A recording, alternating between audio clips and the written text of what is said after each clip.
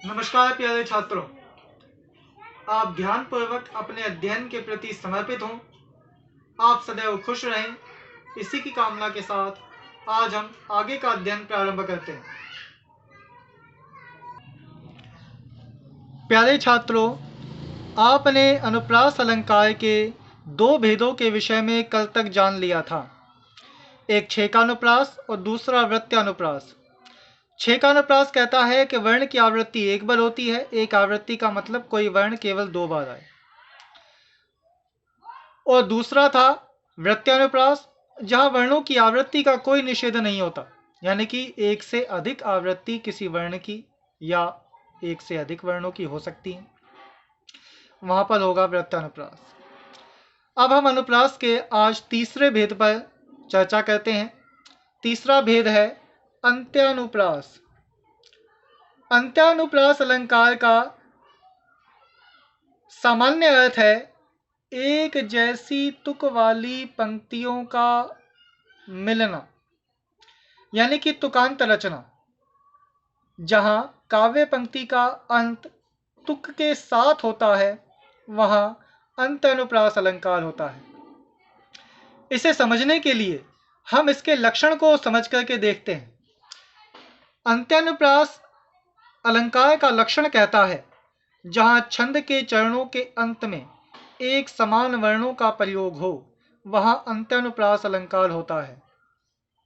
जहां छंद के चरणों के अंत में एक समान वर्णों का प्रयोग हो, वहां अंत्यानुप्रास अलंकार होता है। यानी कि जो भी काव्य पंक्ति है, उस काव्य पंक्ति का जो अंतिम वर्ण है वो समान होगा।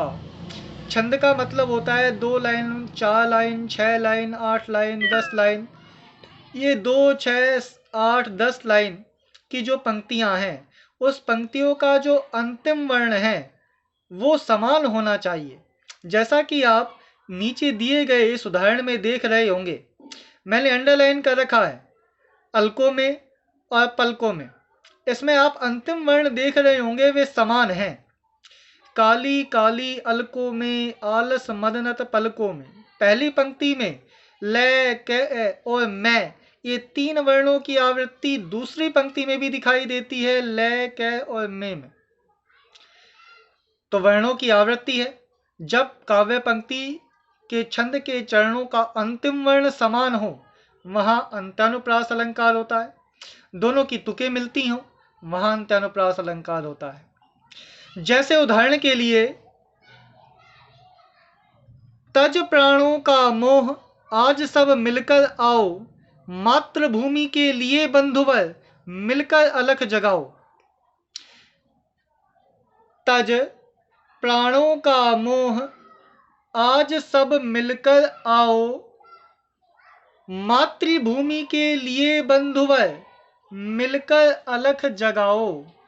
इस पंक्ति के भी आप देख रहे हैं अंतिम जो वर्ण है वे समान हैं। पहली पंक्ति का अंतिम वर्ण, दूसरी पंक्ति का अंतिम वर्ण और उससे आगे वाले स्वर भी वे समान हैं। साथ साथ इन पंक्तियों की तुकें मिलती हैं, यानी कि तुकांत रचना, अंतिम वर्ण समान होना, यही पहचान होती है अंत्यानुप्रास अलंकार की। तज प्राणों का मोह आज सब मिलकर आओ, मातृभूमि के लिए बंधुवर मिलकर अलख जगाओ। इस पंक्ति, इन दोनों पंक्तियों का जो अंतिम वर्ण है वो समान है और दोनों पंक्तियां एक जैसी तुक वाली हैं, जिसका अंत तुक के साथ होता है। जहां अंतिम वर्ण समान होता है, वहां अंत्यानुप्रास अलंकार होता है। इसे अगले उदाहरण के माध्यम से समझ करके देखते हैं। लगा दी किसने आकर आग, कहाँ था तू संशय के नाग। लगा दी किसने आकर आग, कहाँ था तू संशय के नाग। इस पंक्ति के अंतिम वर्णों को हम देखते हैं। पहली पंक्ति का अंतिम वर्ण गए और दूसरी पंक्ति का अंतिम वर्ण गए, और दोनों पंक्तियों को साथ पढ़ने पर इनकी तुकें मिलती हैं। यानी कि जहां तुकांत रचना हो, अंतिम वर्ण समान हो, वहां पर अंत्यानुप्रास अलंकार होता है। लगा दी किसने आकर आग, कहाँ था तू संशय के नाग। इस पंक्ति के अंतिम वर्ण, इन दोनों पंक्तियों के अंतिम वर्ण एक जैसे हैं, समान हैं। जब इस तरह छंद के अंतिम वर्ण समान होते हैं, वहां अंत्यानुप्रास अलंकार होता है। अंत्यानुप्रास अलंकार, इसके शब्द पर गौर दीजिए।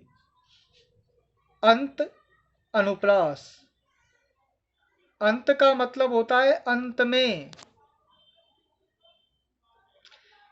छंद के अंत में।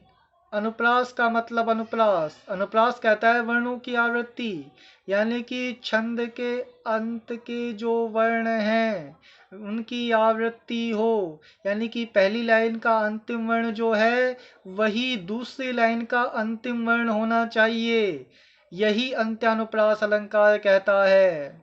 अंत्यानुप्रास अलंकार कहता है अंत अनुप्रास, अंत का मतलब छंद की चरण का अंतिम वर्ण, उसके दूसरे चरण का अंतिम वर्ण एक जैसा हो, समान हो, वहां पर अंत्यानुप्रास अलंकार होगा। जैसे हम एक और उदाहरण पढ़ करके देखते हैं। श्री हनुमान चालीसा का यह उदाहरण है, आप सभी पढ़ते होंगे। जय हनुमान ज्ञान गुण सागर, जय कपीस तिहुँ लोक उजागर। इस पंक्ति में आप पढ़ करके देखिए, अंतिम जो वर्ण है उनकी आवृत्ति हुई है। पहली पंक्ति का अंतिम वर्ण है रे, और दूसरी पंक्ति का भी अंतिम वर्ण है रे। सागर के साथ साथ ग और रे, और उजागर के साथ ग और रे, इन वर्णों की आवृत्ति हुई है। पहली पंक्ति के अंतिम वर्णों की आवृत्ति यदि दूसरी पंक्ति में भी होती है तो वहां अंत्यानुप्रास अलंकार होता है। यह तुकांत होता है, तुके मिलती हैं। जैसे पढ़ के देख लीजिए। जय हनुमान ज्ञान गुण सागर, जय कपीस तिहुँ लोक उजागर। अंत्यानुप्रास अलंकार कहता है जहां पद के अंत में, जहां पद के अंत के एक ही वर्ण और एक ही स्वर की साम्य मूलक आवृत्ति हो, जहां पद के अंत के एक ही वर्ण और एक ही स्वर की साम्य मूलक आवृत्ति हो। साम्य मूलक का मतलब होता है समानता वाली, आवृत्ति का मतलब होता है पुनः आना। जहां पद के अंत के एक ही वर्ण और एक ही स्वर की समान दूसरी बार आए तो वहां अंत्यानुप्रास अलंकार होता है।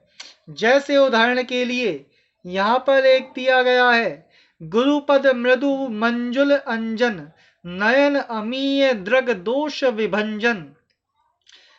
गुरु पद, गुरु पद मृदु मंजुल अंजन, नयन अमीय दृग दोष विभंजन।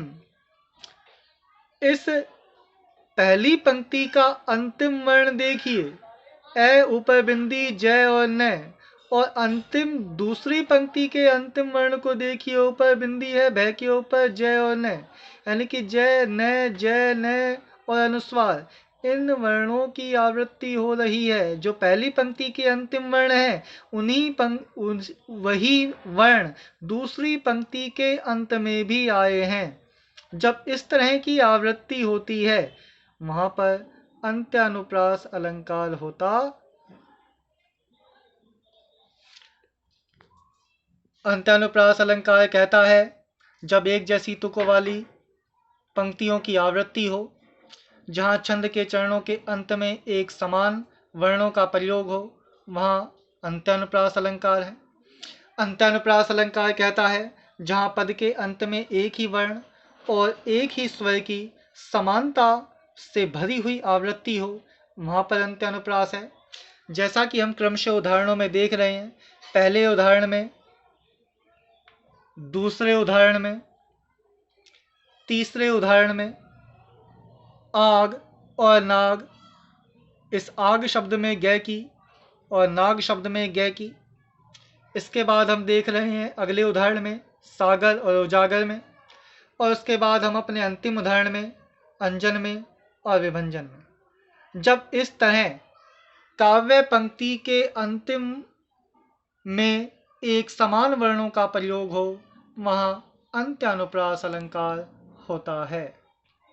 प्यारे छात्रों, आज आपने अनुप्रास अलंकार के तीसरे भेद के बारे में जाना, जिसे अंत्यानुप्रास अलंकार कहते हैं। इस शब्द से ही इसकी परिभाषा को हम समझ सकते हैं। अंत्य, अनुप्रास। अंत्य का मतलब अंत में, अनुप्रास, अनुप्रास हमसे कहता है वर्ण की आवृत्ति।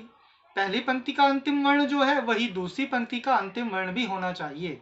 यही अंत्यानुप्रास अलंकार है। इस तरह अनुप्रास अलंकार के अंतर्गत हम इसके 3 भेदों के विषय में जान चुके हैं, छेका, वृत्त्या और अंत्य। अब इसके 2 भेद और शेष बचे हैं, एक श्रुत्यानुप्रास और चौथा लाटानुप्रास।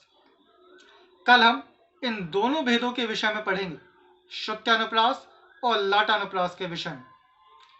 धन्यवाद।